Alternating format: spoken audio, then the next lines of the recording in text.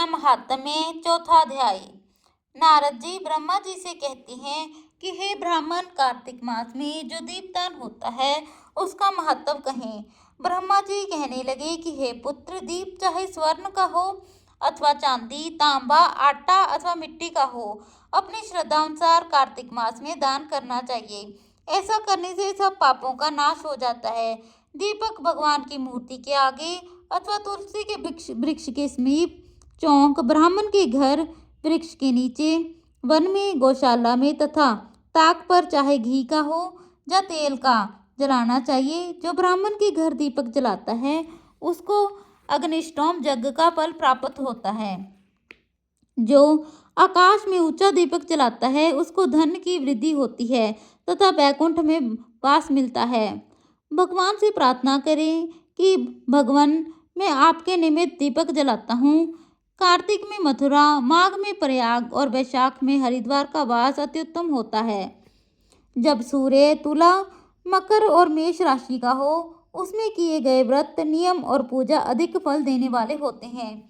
इन मासों में अच्छे कर्म करने से पापों का नाश हो जाता है, जैसे सूर्योदय से अंधकार, वज्र से पर्वत, गरुड़ गरुड़ के भय से सर्प, पवन से मेघ, ज्ञान से दुख, सिंह के बैग से मृग, वैसे ही मथुरा के दर्शन से सब पाप भाग जाते हैं।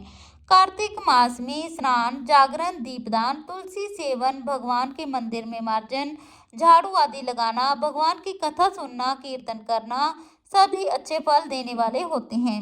अतः पूर्व जन्म के पापों का नाश करने के लिए कच्छ व्रत इत्यादि करने उत्तम है। इतनी कथा सुनकर नारद जी पूछने लगे कि हे ब्राह्मण, पूर्व जन्म के पाप कैसे जाने जा सकते हैं। ब्रह्मा जी कहने लगे कि हे पुत्र, ब्रह्म हत्यारा, क्षय रोगी, गुरु स्त्रीगामी, कुष्ठी और सोने की चोरी करने वाले के नाखून खराब हो जाते हैं और मदिरा पीने वाले के दांत खराब हो जाते हैं। इस प्रकार पूर्व जन्म के पापों से मनुष्य पहचाना जाता है। यह सब दान, तपस्या और कच्छ व्रत आदि से निवारण हेतु अब कच्छ व्रत आदि कहते हैं। एक समय भोजन करने से, पाद कच्छ 3 दिन सायंकाल और 3 दिन प्रातः काल भोजन करने से, अति कच्छ तथा सायं काल में 22 ग्रास और प्रातः काल में 26 ग्रास अथवा 24 ग्रास खाने से भी अति कच्छ व्रत कहा गया है। 3 दिन प्रतिरोज खाएं और 3 दिन उपवास करें, यह भी अति कच्छ होता है। सायं काल में 1 ग्रास, प्रातः काल में 1 ग्रास और 2 दिन में बिना मांगा हुआ तथा 2 दिन तक उपवास, यह कच्छार्थ व्रत कहलाता है। 21 दिन तक केवल दूध या पानी पीता रहे, यह कृच्छ व्रत कहलाता है। 12 दिन तक उपवास करना पुकार व्रत कहलाता है। 4 दिन तक कुछ नहीं खाना, फिर सत्तू खाना या छाछ पीकर इसके पश्चात कपड़ा दक्षिणा ब्राह्मण को देना सौम्य कच्छ व्रत कहलाता है। इसी प्रकार 12 दिन तक ये द्वादश कच्छ व्रत कहलाता है। तुला पुरुष का दान करना, गऊ का घृत, गोबर, दूध, दही तथा कुशा का जल पीना, दूसरे दिन उपवास करना, यह कच्छ संतपन्न व्रत कहलाता है। 3 दिन तक गोमूत्र, 3 दिन तक गोबर, फिर 3 दिन दही, फिर 3 दिन तक दूध, फिर 3 दिन तक घी खाएं, यह संतपन्न है जो सब पापों का नाश करने वाला होता है। इसी प्रकार गूलर, कमल, बेल, इनके पत्ते या कुशा का जल, यह प्रतिदिन पीने से उन कच्छ व्रत होता है। और 3 दिन तक उपवास करके पहले लिखी हुई वस्तुओं को पिए और तो पूर्ण कच्छ व्रत होता है। यदि तपा हुआ दूध, घी, जल एक प्रतिदिन पिए और 1 दिन उपवास करें तो इसे तप्त कच्छ व्रत कहते हैं। जल, दूध, घी यह तपा कर 3 दिन तक पिए और एक समय स्नान करें तो यह तप्त कच्छ व्रत होता है। इसका प्रमाण पानी 8 तोला, दूध 12 तोला, घी 4 तोला होना चाहिए तथा कार्तिक शुक्ल चतुर्थी को भगवान का पूजन करना चाहिए। उपवास करके उस रात्रि को जल में स्थित होकर यह पेट जल कच्छ व्रत कहलाता है। जिसे करने से वैकुंठ की प्राप्ति होती है। कार्तिक शुद्ध सप्तमी को घी खाएं, फिर एकादशी को उपवास करें। यह पैतामह कच्छ व्रत कहलाता है। इस प्रकार पैतामह कच्छ व्रत करके दिन में भगवान कृष्ण का पूजन करें तो वह तीनों लोकों में पवित्र होकर वैकुंठ को प्राप्त होता है। कार्तिक शुद्ध षष्ठी से 3 दिन केवल दूध पिएं, फिर नवमी से 3 दिन उपवास करें। यह महेंद्र कच्छ व्रत करने से दुर्लभ वैकुंठ का वास होता है। 3 दिन तक अन्न खाएं, फिर 3 दिन तक उपवास करें। यह भी पत्र पंचक व्रत कहलाता है तथा इसको वैष्णव कच्छ व्रत भी कहते हैं। जो मनुष्य एकम से पंचमी तक केवल दही खाए, फिर एकादशी तथा द्वादशी को भगवान का पूजन करे, यह यासक कच्छ व्रत होता है। इसमें श्वेत द्वीप का वास मिलता है, जो कुछ शुक्ल पक्ष की एकम से प्रतिदिन 1 ग्रास बढ़ता और कृष्ण पक्ष में 1-1 ग्रास कम होता जाता है तथा अमावस को कुछ नहीं खाता है। यह चंद्रायन व्रत कहलाता है। 1 ग्रास 2 तोले या अच्छी तरह से मुंह में आ जाए इतना होता है।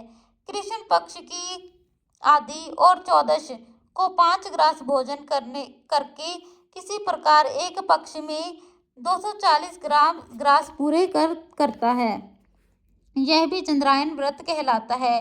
जो गौ के चारों स्तनों का दूध पीता है, फिर 7 दिन तक 2 स्तनों का, फिर 6 दिन तक 1 स्तन का दूध पीता है और फिर 3 दिनों तक केवल वायु भक्षण करे, यह सोमपान नाम वाला व्रत यह पापों का नाश करने वाला होता है। गेहूं तथा चावल की कांजी, दही, दूध, घी, पानी और पंचगव्य, यह सब चीजें नियम पूर्वक कार्तिक के मास में खाने से साप्ताहिक कच्छ व्रत होता है। इसको करने वाला मनुष्य विष्णु लोक को प्राप्त हो जाता है।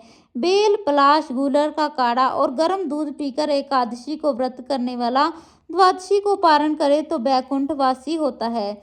जो आदमी कार्तिक शुद्ध सप्तमी, अष्टमी, नवमी और दशमी को जल कमल को खाए, फिर एकादशी को उपवास करे, इस लक्ष्मी व्रत को करने से मनुष्य लक्ष्मी का पात्र होता है। इसको करने वाला भगवान के वैकुंठ लोक को प्राप्त होता है। प्रातः काल में 4 और सायंकाल में इसको खाने से शिशु चंद्रायन व्रत कहलाता है।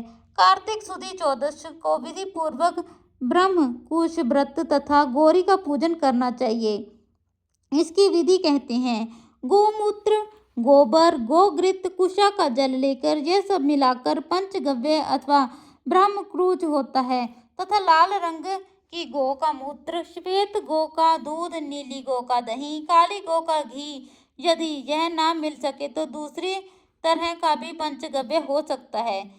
इसका प्रमाण यह है: गोमूत्र 8 मासे, गोबर 19 मासे, दूध 12 मासे, दही 10 मासे, घी 8 मासे तथा कुशा का जल 4 मासे। गोमूत्र गायत्री मंत्र पढ़कर लेना चाहिए। गंध द्वारा यह मंत्र पढ़कर गोबर, पह्यम पृथ्व्याम पढ़कर दूध, दधि क्रावनो मंत्र पढ़कर दही, तेजोमसी मंत्र पढ़कर घी, देवस्य यति मंत्र पढ़कर कुशा का जल लेना चाहिए। इसको कुशा के पत्रों में रखकर विधिवत हवन करना और वेद से इन मंत्रों में से आहुति देकर हवन करना चाहिए। एरावती इंदम विष्णु वृश्चिक कर्मी श्रवती मन स्तोक शवती, इन मंत्रों से आहुति देकर बचा हुआ घी पान करें। घी पलाश के पात्र, स्वर्ण पात्र या चांदी के पात्र में पान करना चाहिए। 1 दिन तथा रात्रि उपवास करें, साथ ही भगवान का स्मरण करें। यदि स्त्री व्रत करे तो अपने पति की आयु कामना के अर्थ भगवान की प्रार्थना करे। दिन भर भोजन नहीं करना चाहिए। आंवला या तुलसी का पूजन करना चाहिए। व्रत समाप्ति के निमित्त ब्राह्मण को गोदान करना चाहिए। इस प्रकार इन कछाती व्रत के करने वाले भगवान को अति प्रिय होते हैं और वे परम पद को प्राप्त हो जाते हैं।